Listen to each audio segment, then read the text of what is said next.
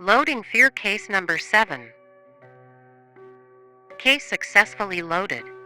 Phonophobia, the fear of loud noises. The unexpectancy of loud noises can be jarring and lead to extreme levels of fear depending on the person. With many different sounds, everyone has a different trigger from everyone. Oh, and this doesn't come from hearing disorders. Instead, it's linked between people with anxiety and people on the autism spectrum. Because this is a mental fear, it can develop at any point, including with children.